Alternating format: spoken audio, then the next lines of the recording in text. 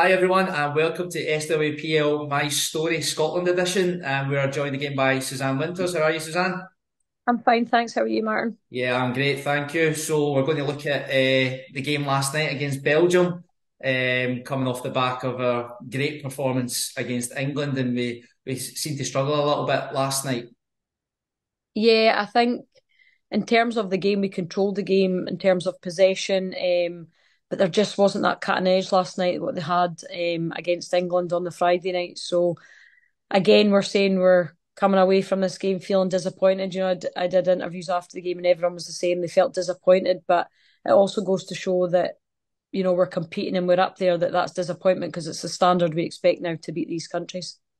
Yeah, I think that coming off the back of that performance, just like you said, that we are expecting now, which isn't a bad thing because we know the levels that we can reach, and getting a draw at home to a team like Belgium who just beat the Netherlands on Friday, just as a kind of a marker of where we feel that we're at. Yeah, of course. And I think the players, like we said yesterday, the quality throughout the squad now, all these girls are competing, for their clubs at the highest level now and training full time. So it's expected now for these girls to step up and compete against probably a lot of these, teams have their teammates in their teams as well. So, we're definitely more than capable of competing against these teams. And like I said last night, I think we were the dominant team in terms of possession, but we just didn't have that final cutting edge for me anyway in that final third.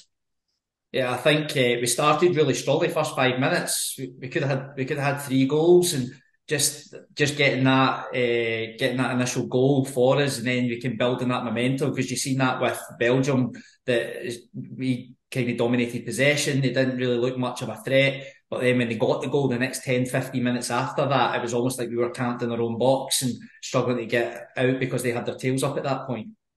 Yeah, I didn't see Belgium's goal coming, if I'm being completely honest. I don't think anyone did because Scotland were so comfortable on the ball. We kept possession, like we keep saying. They had a couple of chances. Grimshaw especially had two at the back post. Great save, to be fair. One of them from Everard, the Belgium goalie.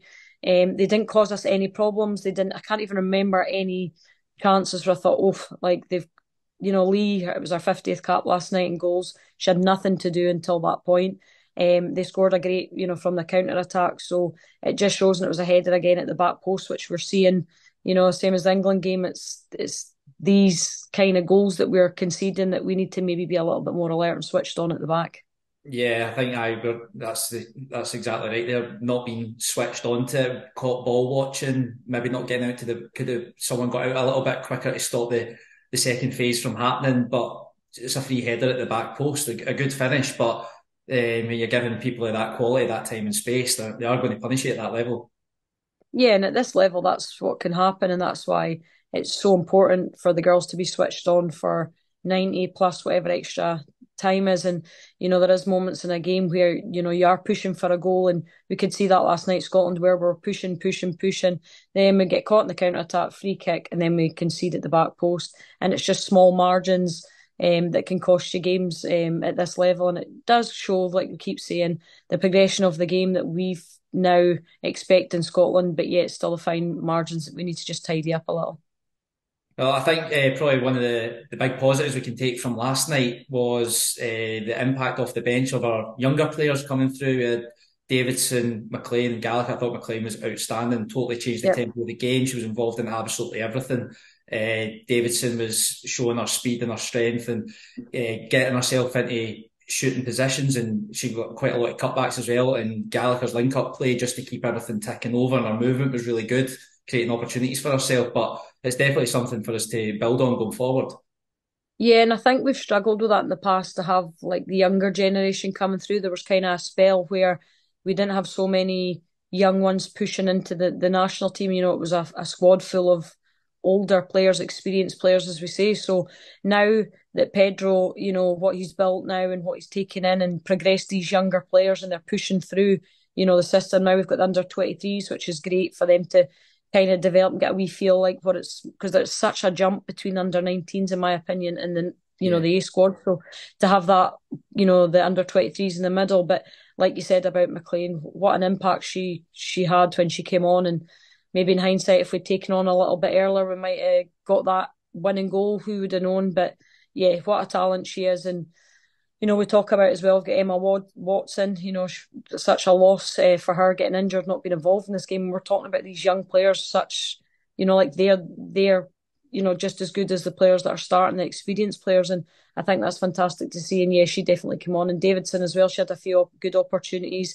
They just look really lively. They're young, they're fit, but they're also coming into these games full of confidence. I got my first cap for the national team at 16. I was like probably scared to get my first touch and, really scared. But these girls are just thriving and confident and they believe in themselves and they believe they can play at this level. And you can see that. And you can see that in especially Kirsty McLean's performance when she came on last night.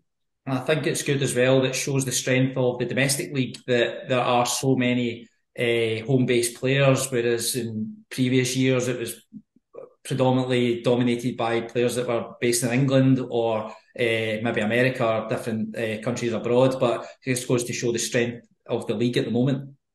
Yeah, and that's fantastic to see. We always talk about the gulf between the Scottish League and the English League. But when we look in terms of for our national setup, we can see how much the league's improved and how, the competitiveness, even how tight the league was last year, the quality of the young ones, and what we're now investing. They get better facilities, better standard of training, and you can totally see that when these players come on that play in Scotland come into the national setup. There isn't much of a gap between the players that aren't playing in Scotland to the players that are playing in England. And when they come together as a group, you can see now that they're gelling together and they're performing together regardless where they play, and that gap's closing. And it was really good to see last night.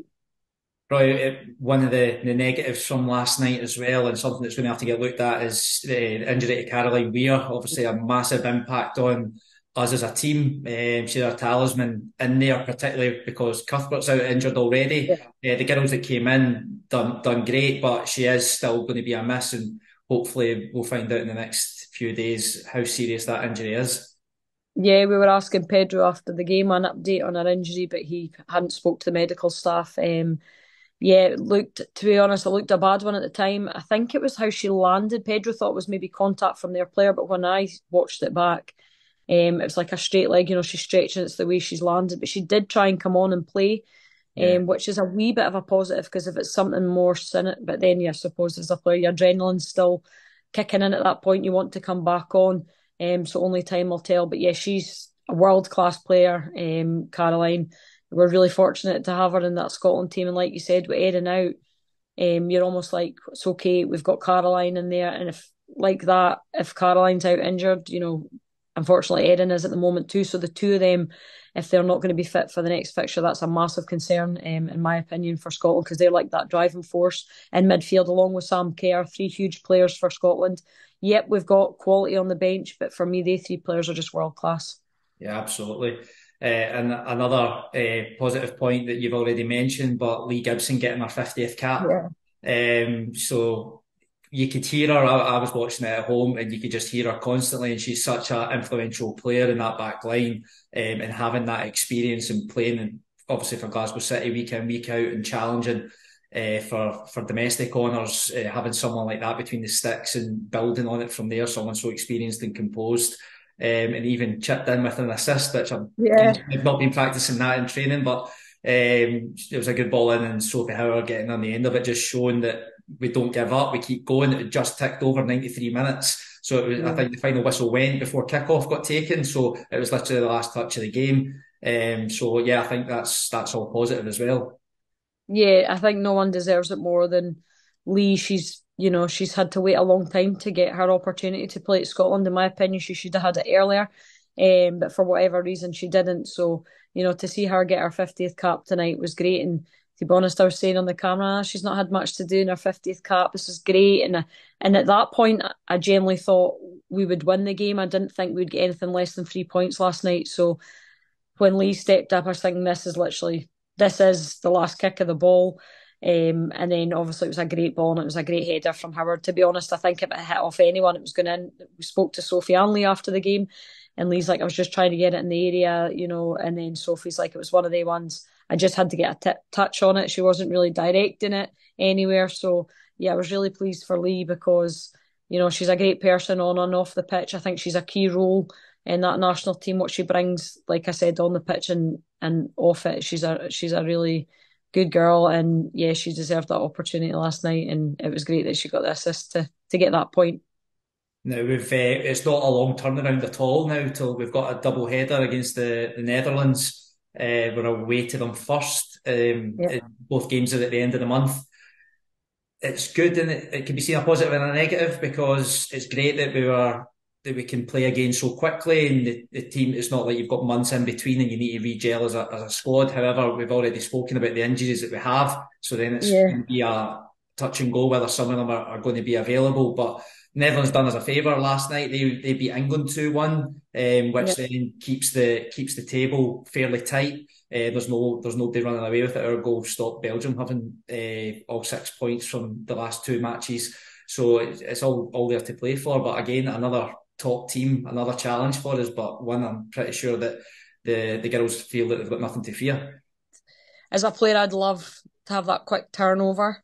But obviously the injuries that we've got, we could have done well a little bit more so the girls could recover and play. But until we get that update on Caroline Weir, personally, I don't think it looked great. I don't think she'll be quick. I don't think she'll be fit in such a quick turnover, if I'm being honest. Maybe she will for the second leg, but it depends what she's done. We're not sure the damage, but to me, it looked quite a bad one. When you see her, how she extended the leg and she'd landed, it looked like her knee had locked.